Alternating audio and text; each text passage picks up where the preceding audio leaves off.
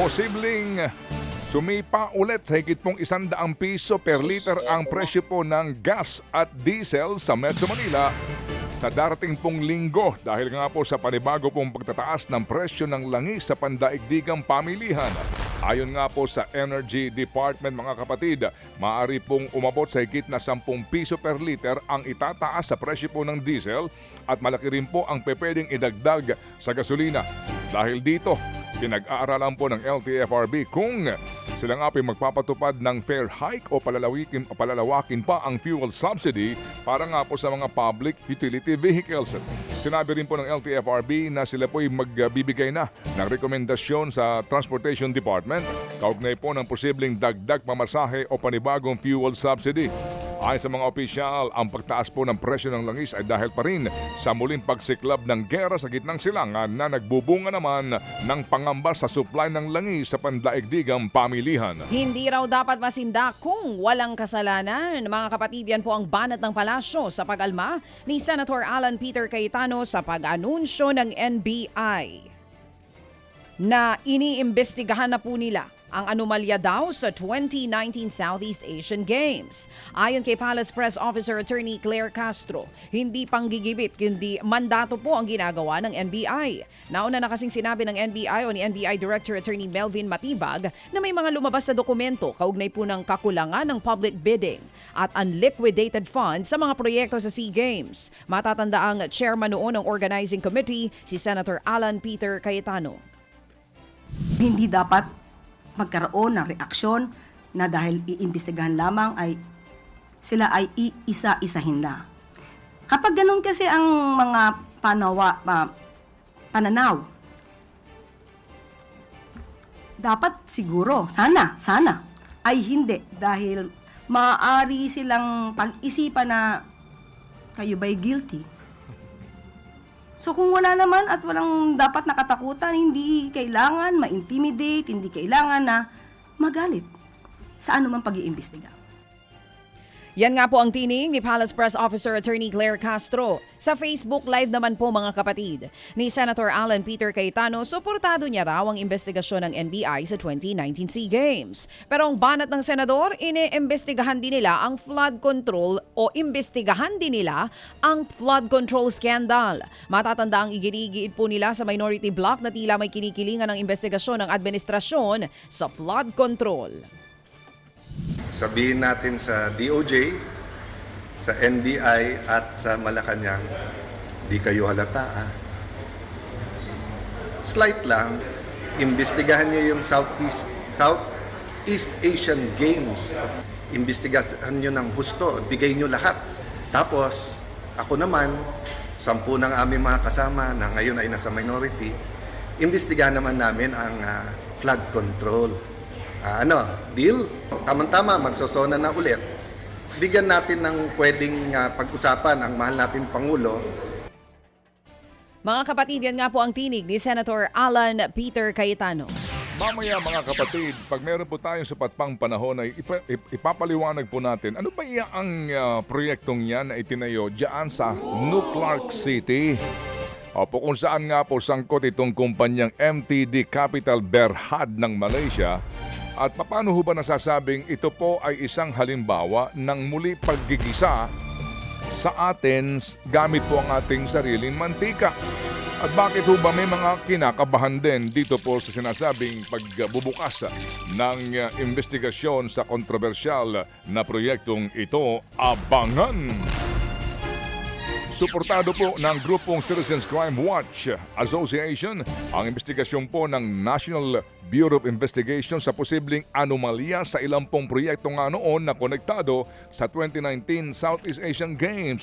Ayon kay Citizens Crime Watch President Diego Magpantay, magandang development yan. Ang balaking nga daw po ng NBI lalo pat isa rin sila sa mga nagsampa ng kaso noon kaugnay po sa naturang kontrobersya. Kabilang po sa inhaing reklamo nila noon ang umano'y katiwalian sa konstruksyon ng Phase 1 ng New Clark City Project na hindi umano dumaan sa public bidding.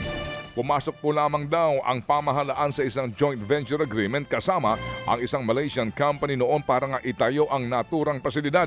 Yun nga lang, inutang lamang din daw ho ng naturang kontraktor ang perang ginamit sa pagpapatayo po sa sports facility na aabot sa 8 billion pesos at pinabayaran po sa pamahalaan ng aabot sa higit na 11 billion pesos. Tinangka po nilang ireklamo sa ombudsman o sinubukan nila pong ilapit sa ombudsman ang issue pero nalaman nilang ito pala ay ibinasura na. Last year, nalaman po namin na ito pala ay na-dismiss na October 2024. Pero hindi po kami nakakuha ng kopya ng dismissal. At any rate, nag-follow po ako sa Office of the Ombudsman at nalaman nga po natin na na-dismiss na. Na-dismiss po pero yung resolution po ng Office of the Ombudsman ay nakulangan po namin ng dokumento. So insufficiency of evidence, yun po ang naging resolution. Marami po kaming ini-attach na ebidensya at kung iisipin substantial na po yun. Pero as far as we are concerned, substantial naman po yung aming sinapnik. So kumbaga po, wala pa itong double jeopardy kung ito po ay muling isasampa sa ombudsman. Yan po ang tinig ni Citizens Crime Watch President Diego Mark Pantay. Samantala, abangan daw ang pasabog na testimonya ni NBI Director Melvin Matibag sa pagpapatuloy po ng impeachment trial ni Vice President Sara Duterte. Ayon sa prosecution, si Matibag ang kukumpleto sa naratibo ng naunang dalawang testigong sina NBI Senior Agent John Mark Calilung at Regional Director Jeremy Lotok. Sa pagtatanong kasi ng depensa kay Lotok sa trial kamakailan, ilang ulit niyang sinabi na ang NBI Director lamang ang makasasagot sa ilang tanong.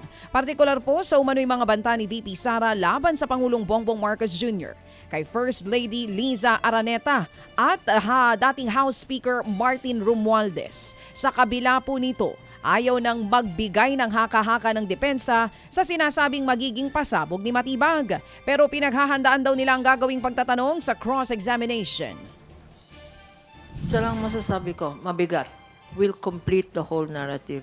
Kasi hanging question yung anong nangyari.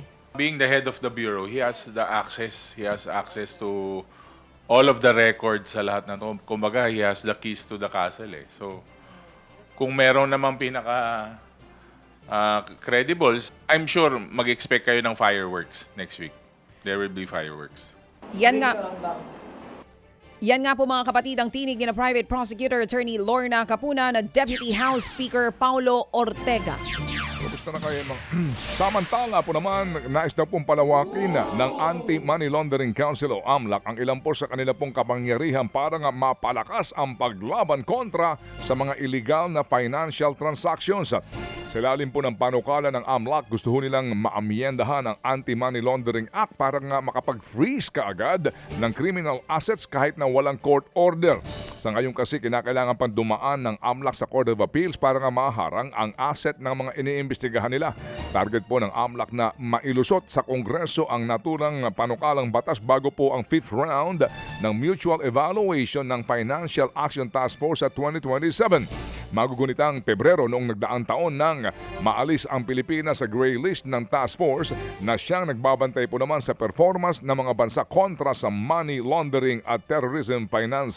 Mga kapatid, patuloy po kayong tumutok sa 105.9 True FM para sa totoong balita, informasyon, music and entertainment. Mag-subscribe sa aming YouTube channel at podcast at sundan nyo kami sa Facebook, Instagram, X at TikTok sa True Network PH. Bisitahin din po ang aming official website, truefm.ph. At panoorin din kami sa True TV Signal, Channel 19. Kami po ang 105.9 True FM. Laging true sa'yo, kapatid.